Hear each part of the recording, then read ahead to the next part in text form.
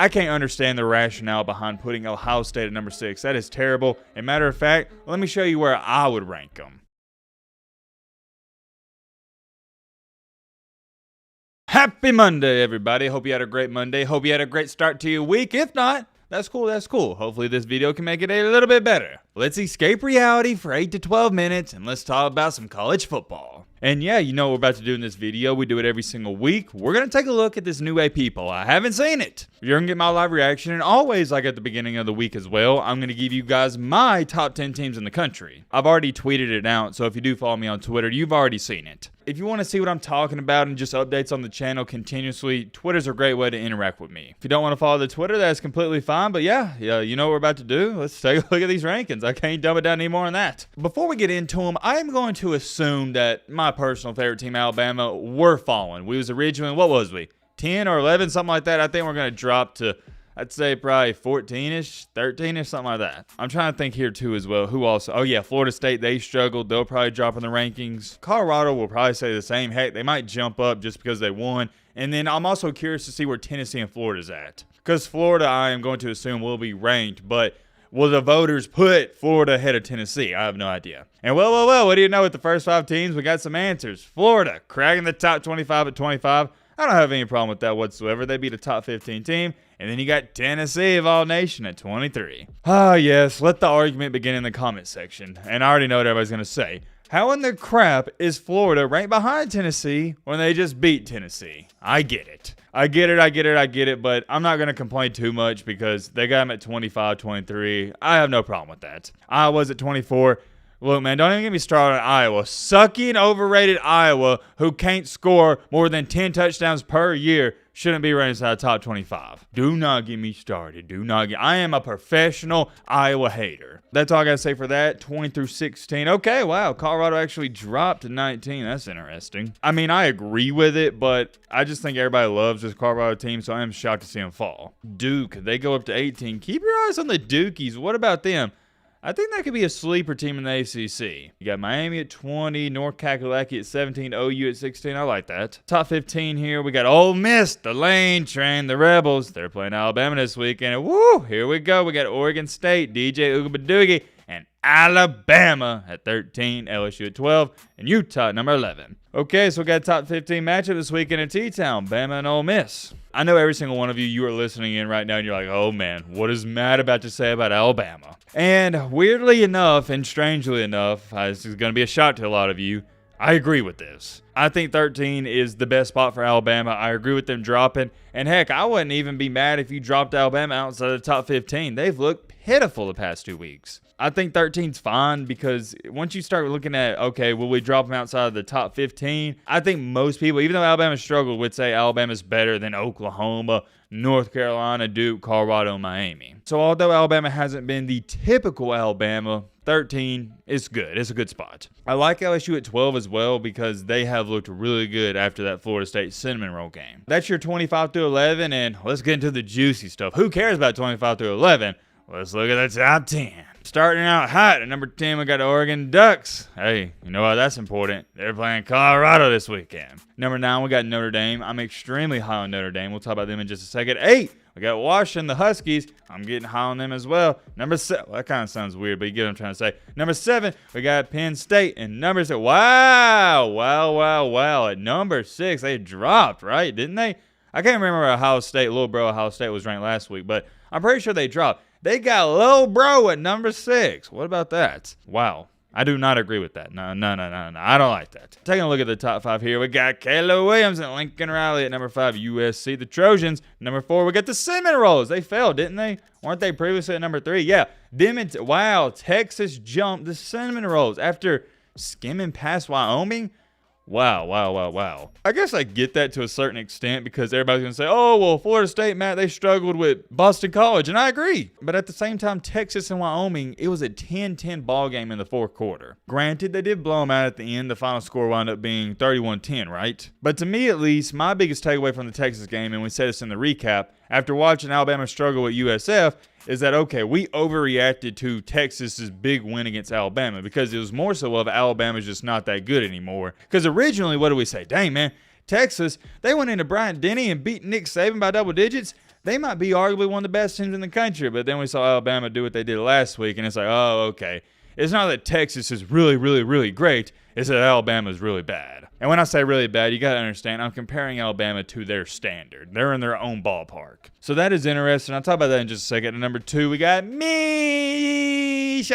At number 1, we got Georgia. Yeah, there it is, your Week 4 AP Top 25 poll. What do y'all think about that? Me personally, I don't have too many disagreements. My only one, and it is a big disagreement, is Little Bro, Ohio State. I can't understand the rationale behind putting Ohio State at number 6. That is terrible. And matter of fact, let me show you where I would rank them. Let's do that, shall we? Let me pull up my top 10. Let me pull it up and go to my Twitter. Like I said, if you want updates on videos and just want to follow me, if you want to, go shoot me a follow. I love interacting with my Twitter community. Our YouTube community is funny, but the Twitter community, it's just to a completely another level. And if you know, you know. We have a good time over there. So let me show you my top 10. At number 10, I got the Oregon Ducks, self-explanatory. Number 9, I got Notre Dame. Number 8, I got the Washington Huskies. 7, I got the Nittany Lions. And 6, I got the Cinnamon Rolls. Yes, I dropped them to number 6. And I also want to state this before we get into the top 5. This is the most confident I've ever been with my top 10. We've now seen not 1, not 2, but 3 weeks of football from all these teams. So it's no longer just like a guessing game to me. We're really learning a lot about these teams. And we're going to learn way more about these teams after Week 4 because that's when conference play starts. And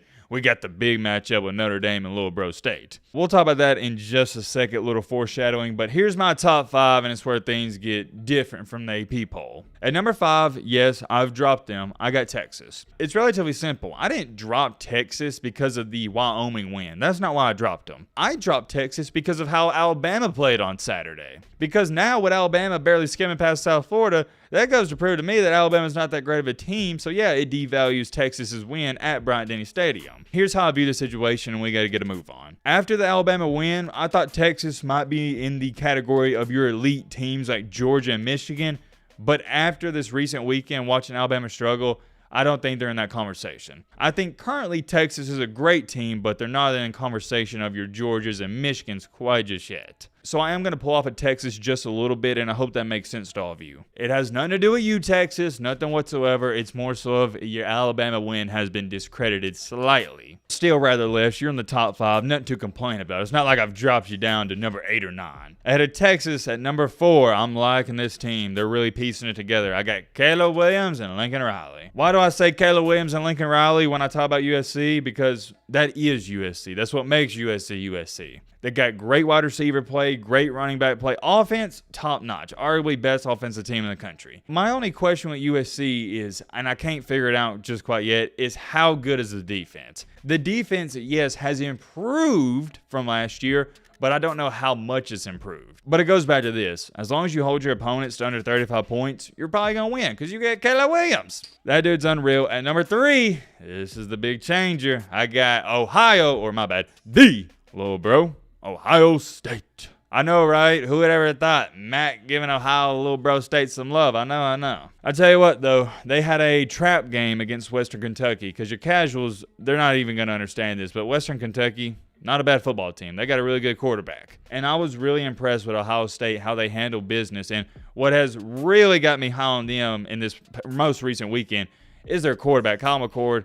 He looks like the real deal. I ain't gonna hold y'all. I thought Ryan Day was jumping the gun a little too fast, and we already talked about that by naming Kyle McCord the starter and just shutting down the quarterback battle, but now I see why. And a lot of people aren't ready for this conversation, but Kyle McCord has looked like a top 15 quarterback in the country. Ohio State's defense is still trash. Nothing has changed there, but the offense is looking pretty dang good. I love me some Marvin Harrison Jr. They're clicking on all cylinders. Watch out for Ohio State. Don't sleep on them. I'm liking what I see out of them. And number 2 on my list, I got, you already know, Michigan. Self-explanatory. Nothing's changed there. Number 1, you really know, I got Georgia. And per usual, this is my thought process for some people that are going to say, well, Matt, why did you move Ohio State up so much? The AP poll, they got them at 6. Why did you drop Texas and Florida State? It also goes back to this, and this is my golden rule. When I do these rankings, I look at it like this. If Texas and Florida State played Ohio State tomorrow, I'm personally picking Ohio State to win that ball game. So therefore, yes, I have to rank Ohio State ahead of Texas, Florida State, and USC. That's just me. Everybody has their own set of rules they go by, and you're entitled to your own opinion. And we welcome opinions in on this channel. That's the best part about our community. Everybody has different opinions. If we all had the same opinion, this wouldn't be much of a channel, would it? And also, let's bring this up. I can't forget to mention this. It's going to solve itself out, guys, because guess what? This week, we got Lil Bro playing Notre Dame. So if you're not too happy with where I got Ohio State, it's going to justify itself on Saturday night. That's if they win the game. If they don't win the game, then it's not going to justify it. You see what I'm saying? I think we're going to learn a lot, and I mean a lot, from that Ohio State and Notre Dame game. Not just from one team, but for both teams. Is Notre Dame the real deal? We're going to figure that out. And is Ohio State a championship contender? I also think we're going to figure that out. I tell you this much, though. If you're an Ohio State fan, I don't know how y'all feel about this. Maybe you're underestimating Notre Dame, but I'm going to tell you right now, you do not want to do that. Notre Dame's a dangerous team now because they have a good and maybe even a great quarterback in Sam Hartman. Think about it. What's held Notre Dame back the past 10 years? Quarterback play. Well, guess what? Now they got a good quarterback, so who knows what the ceiling is for them. It's going to be a good game. We're not here to preview that, but I'm looking forward to the physicality in that one. I'm getting a little sidetracked here. I do apologize. You know how I can be with my rants. That's my top 10, and I'm extremely curious. Let me know your top 10 down below. That's all there is to it. Let me know your thoughts down below. But,